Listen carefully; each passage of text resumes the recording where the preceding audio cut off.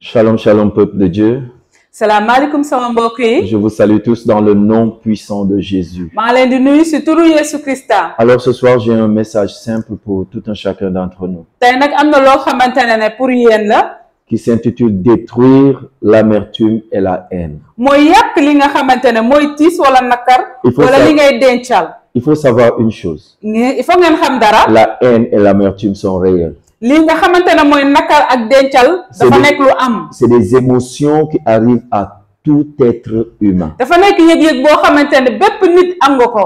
Et ces deux cocktails dafa nekk ñaar yoo xamante ne. produisent la vengeance. loo xamante ne dafay nekk loo xam day delloowaat. Et la vengeance est destructrice. li nga xamante ne mooy vengeance dafa nekk lu yàq. En tant qu'enfant de Dieu, nga nekk doomu yàlla. nous n'avons pas le droit de nous venger. amuñu li nga xam mooy droit boo xamante ne dañuy delloo. Parce que la vengeance appartient à l'Éternel, dit sa parole. ndax delloo dafa nekk loo xamante ne yàlla sunu borom moo ko moom. Alors, l'amertume et la haine sont causées par plusieurs choses. dencal nag ak nakar nag dafa nekk loo xamante ne am na lu koy andi. Ça peut être physique comme ça peut être spirituel. nekk na ci baatin comme ni nga xamante ne dañ koy gis. Ça peut venir des hommes. mun na ñëw ci ay nit. Ça peut venir des amis. mun na ñëw ci ay xarit. Ça peut venir des parents. mun na ñëw ci waajur. Ça peut venir des connaissances. mun na ñëw si ñi nga xam. Ça peut venir même des inconnus. am na ñi nga xamante ñoo xamul. Alors la haine et l'amertume li nga xam mooy nakar ak dencal. donnent naissance à la vengeance. day jox li ñuy wax naan vengeance. Si c'est pas traité. bu fekk ne kenn dindiw ko. Alléluia. alléluia. Alors ça donne naissance à un esprit de destruction en toi. dafay joxe li nga xamante ne luy yàq ci yow. Et comme je l'ai dit, comme nu ma ko waxee. c'est causé par des choses qu'on a eu peut-être à te faire. dafay nekk li nga xamante ne ay nit def nañ la ko. Ça peut être aussi des choses que tu crois qu'on a eu à te faire. wala nga nekk di xalaat li nga xamante ne nit yi def nañ la ko. Mais peu importe la cause, waaye lépp ci li mu mën a ne. il faut détruire la vengeance, l'amertume et la haine. bu boobaa da ngay yàq li nga xamante ne moom mooy dencal ak li nga xamante ne mooy nakar. Nous avons beaucoup d'exemples dans la parole de Dieu. am nañu exemple yu bëri li nga xam mooy ci kàddum yàlla bi. Nous pouvons prendre Jacob d'abord comme exemple. mun nañ jël li nga xam mooy Jacob. Dans le livre de Genèse chapitre 27, li nga xamante ne mooy Genèse verset 20. nous voyons ici Jacob qui vole le droit d'aînesse et la bénédiction de son frère. gis nañu fii Jacob nga xamante ne daa sàcc li nga xamante ne mooy yëfu magam ak li nga xamante ne mooy barkel bi. La Bible dit que son frère était tellement en colère. dañoo wax ne rakk ji dafa amoon mer. La cause de sa colère, li nga xamante ne moom mooy mer bi. la cause de la haine qu'il avait contre son jumeau, ak li nga xamante ne moom la dencaloon seexam. c'était ce qu'il lui avait fait. mooy lim ko defoon. Alors, quand le temps était arrivé boo waxtu bi ñëwee. où il devait faire face à son frère, li nga xamante ne dafa war a gisanteeg son rakkam. frère avait peur. rakk ji dafa amoon ragal. Alors, la haine li nga xamante ne mooy et dencal l'amertume ak li nga xamante ne mooy nakar. produisent la vengeance. dafay ñëw andi li ñuy wax ne Et delloo. cette vengeance te delloo boobu noonu. produit la peur. loolu nag day andi li ñuy wax ragal. Alléluia. alléluia. Nous pouvons voir un autre exemple. mën nañu gis beneen exemple. Dans le livre de Genèse chapitre 37, Genèse 37. ce qui est l'exemple de Joseph. li nga xamante ne moom mooy Yosef. Juste parce que Joseph avait un rêve, ndax Yosef dafa amoon benn gént. ses frères l'ont détesté. ay magam nag dañ koo bañ. La Bible dit qu'ils l'ont haï. kàddu yàlla bi nee na dañ koo bañ. Ils sont allés au niveau de le haïr de tout leur cœur. ñoom nag dañ koo bañal ci seen biir xol. Alors, la haine et l'amertume li nga xamante ne mooy dencal. produisent le ak meurtre. nakar moom mun na andi rey. Et ils ont voulu tuer leur propre frère. ba pare dañoo bëggoon rey seen rakk. Et si nous regardons encore suñ ko xoolaatee.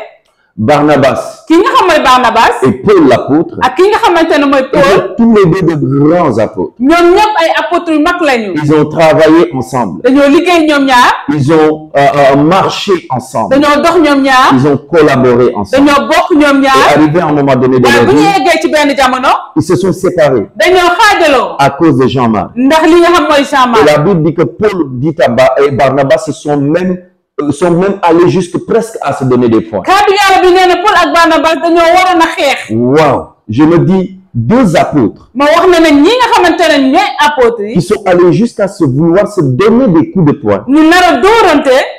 c'est que c'est grave. loolu may wane ne Alors, metti na. Paul ne voulait pas de Jean-Marc. ki nga xamante ne mooy Paul bëggul woon Jean-Marc. Mais Barnabas voulait que Jean-Marc arrive à grandir. mais nag Barnabas bëggoon Jean-Marc nag mu màgg. Et ils se sont séparés. loolu nag moo leen xaajaloo. Et plus tard, ba ñu demee ca kanam. dans le ministère de Paul, li nga xamante ne mooy liggéeykaayu Paul. il a demandé à ce que Jean-Marc vienne. dafa wax ne Jean-Marc na ñëw. Mais si Barnabas n'avait pas pris Jean-Marc, lii nga xamante ne Barnabas jëlu woon Jean-Marc. comment Jean-Marc allait grandir? Jean-Marc na la naroon màgg. Et à la fin de son ministère, te lii nga xamante ne njeexalum liggéeyam. Paul a eu besoin de lui. Paul daf ko soxla woon.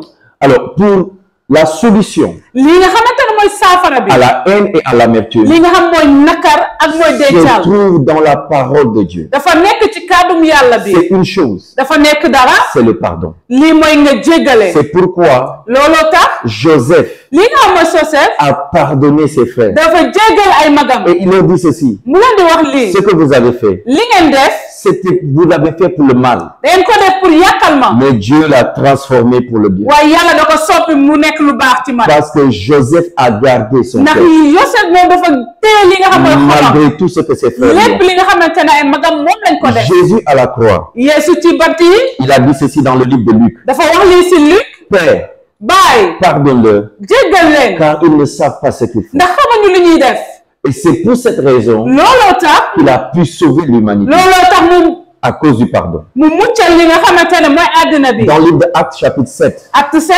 verset 60, verset 60. Étienne a été lapidé. Étienne moom dañ ko sànni ay xeer. Mais c'est extraordinaire waaye li nga gis nii lu doy waar. quand tu entends Étienne dire, nga dégg Étienne lu muy wax. Seigneur, borom bi. ne compte pas ce qu'ils ont fait mooy li nga xamante ne bul xool li ñu jëfee. comme un péché. li nga xam bàkkaar la. Il les a pardonnés. mu def leen a baal. Alors, pour finir, je vais parler d'un passage très difficile. ma jeexal.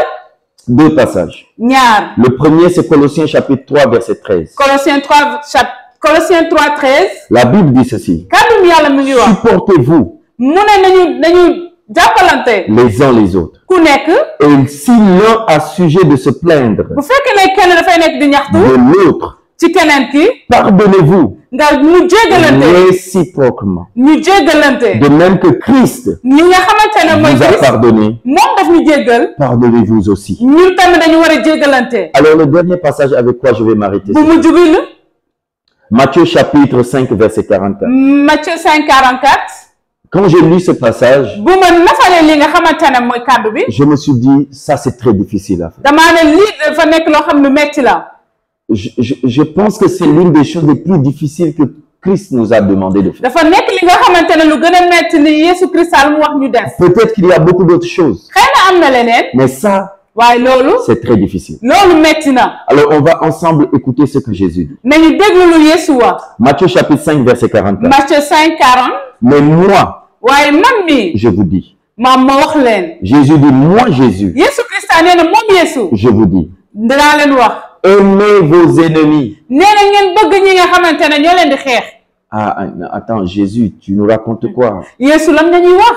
Aimez vos ennemis. da nga leen di bëgg nag suñ ñii di ñuy xeex. Bénissez ceux qui vous maudissent. nga barke leen ak ñi nga xam dañuy alak. En fait, quand tu arrives à ce niveau, boo yéegee ci foofu. tu n'es plus humain, nekkatoo nit. mais tu es divin. yow da nga nekk ki nekk ci kaw. Parce que il est impossible parce que mënul nekk. qu'un être humain naturel, kii nga xamante ne mooy nit njaay. fait de chair et de sang, nga xamante ne yàpp ak deret. puisse aimer son ennemi. mu bëgg ki nga xamante ne mooy ki koy xeex. C'est impossible. loolu mënul nekk. Il dit, bénissez ceux qui vous maudissent. nee na nga barkeel ñi nga xam ñoo lay alak. En réalité, boo xoolee. maudire, li nga xam mooy alak. c'est dire des mots, nee na mooy wax ay kàddu. des maladies mooy li nga xam ay feebar. sur quelqu'un d'autre. si kenn. Et toi, tu dis bénissez. ba pare moom mu ne barkeel. C'est très compliqué de le faire. dafa xaw a compliqué. Mais il nous demande quand même de le faire. waaye nee na leen ko def. Il dit, faites du bien à ceux qui vous haïssent. nee na nañu def lu baax mooy ñi nga xamante ne dañu dencal. Alors, la solution de la haine, li nga xam moom mooy saafara. c'est de faire du bien. dencal mooy nga def lu baax. Ça, la pensée humaine ne peut pas concevoir ce genre de choses. xalaatu nit mënul xalaatee Il noonu. dit, priez pour ceux qui vous maltraitent. nee na nañu ñaanal ñi nga xamante xamante ne dañuy maltraité dans ta famille, li nga xam mooy dans sa ton lieu de njaboot travail, fi ngay liggéeyee dans ton ministère, fi ngay liggéeyee dans tout ce jàng que tu bi fais. si lépp lu ngay quand def les gens te maltraitent, ñii ñi bu la maltraité Jésus dit, Yeesu nee na prie pour eux. nga ñaanal leen En fait, tu dois te dire, da nga war a toog xalaat Seigneur, bénis mon frère. barkelal ñi nga xam ak mooy Seigneur, sama mag malgré tout ça là, ak lépp li nga xam ñuy def ouvre-lui les portes de ba ubbil ko voyage. buntu Seigneur, tukki malgré cette chose qu'il est en train de faire, lépp ak lu muy def rencontre-le, yow seet ko yàlla bénis-le. barkeel ko Jésus, ce que tu nous demandes, c'est difficile. Yeesu lu ñuy laaj metti na Donne-nous la grâce de le faire. jox ñu barkeel bi ñu mën koo jëf C'est très difficile en fait. dafa metti La dernière chose, lu mujj li il dit, mu ngi wax et ceux qui vous persécutent, ak ñi nga xamante ne ñoo lay bundu xatal priez pour eux. nee na ñu ñaanal La leen persécution, c'est quoi? lan mooy bundu xatal C'est quelqu'un qui cherche toujours à te faire du mal. mooy koo xamante ne day seet rek di def la lu bon Et malgré qu'il te fait du mal, waaye lu mu lay def lu bon tu continues de prier pour lui. waaye yaa ngi koy ñaanal Pourquoi? ndax lan Parce que demain parce que suba est entre les mains de Dieu. yàlla mooy loxo yàlla la Et nekk Dieu n'a pas besoin de tes ennemis yàlla soxlawul ñi nga xam ñoo ñu lay xeex et de ceux qui te persécutent ak ñi nga xam ñoo la bunu xatal pour te donner un lendemain. ndax mu jox la li nga xamante Et ne si mooy Dieu suba te met dans cette condition, yàlla bu la defee foofu c'est pour que demain, dafa bëgg suba tu parles comme Joseph nga wax comme Joseph nu muy waxee en disant, di wax ce que vous avez fait, lépp li ngeen def c'était pour le mal. da ngeen ko def pour lu muy Mais metti Dieu l'a converti en bien. waaye yàlla da ko soppi def ko lu En fait, baax Dieu est un changeur de monnaie. yàlla dafa nekk koo xamante ne day soppi li nga xam mooy xaalis Il prend la monnaie du mal day jël li nga xam mooy xaalis bu et bon transforme ça en bien. ba pare mu soppi ko mu baax Alors ce soir, mon frère, ma soeur, tey nag si ngoon sama góor sama jigéen j'aimerais te dire ces mots. dama la bëgg a wax kàddu yi Peu importe qui t'a fait quoi que ce soit, lépp li nga xamante ne nit def na la ko peu importe le mal, lépp li nga xam nit def na la ko pardonne jéggalal et avance avec Dieu. nga dem ca kanam ak yàlla Que Dieu te bénisse ce soir. yàlla na la barkeel Amen. amen